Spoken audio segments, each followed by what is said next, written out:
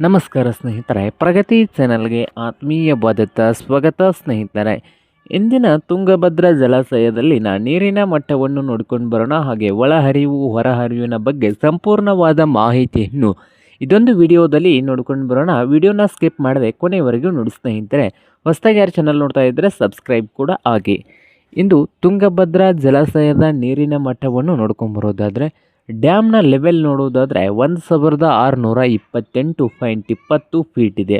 1628.20 ಫೀಟ ಡ್ಯಾಮ್ನ level ಇದೆ. ಹಾಗೆ ಡ್ಯಾಮ್ಗೆ capacity ನೋಡೋದಾದರೆ ಅಂದರೆ ಸಂಗ್ರಹವಾದ ನೀರಿನ ಮಟ್ಟ ನೋಡೋದಾದರೆ 87.45 TMC 87.45 TMC ಸಂಗ್ರಹವಾಗಿದೆ ಜಲಾಶಯಕ್ಕೆ ನೀರು.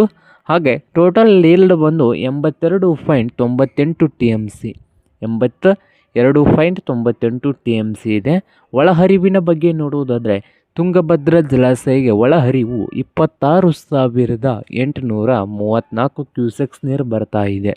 26,834 ಕ್ಯೂಸೆಕ್ಸ್ ನೀರು ಬರ್ತಾ ಇದ್ದು, ಹೊರಹರಿವು ನೋಡೋದಾದರೆ 2,260 ಕ್ಯೂಸೆಕ್ಸ್ ನೀರು ಹೊರಗಡೆ ಹೋಗ್ತಾ ಇದೆ.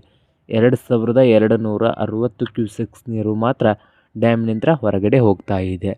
ಇದು ಇಂದಿನ ತುಂಗಭದ್ರಾ ಜಲಾಶಯದಾಗಿದ್ದು, ಕಳೆದ ವರ್ಷ ಈ ದಿನದಂದು ತುಂಗಭದ್ರಾ ಜಲಾಶಯದ ನೀರಿನ ಮಟ್ಟ ನೋಡೋದಾದರೆ ಸ್ನೇಹಿತರೆ, ಕಳೆದ ವರ್ಷ ಈ ದಿನದಂದು ಡ್ಯಾಮ್ನ ಲೆವೆಲ್ ಬಂದು 1,626 ಫೀಟ್ ಇತ್ತು.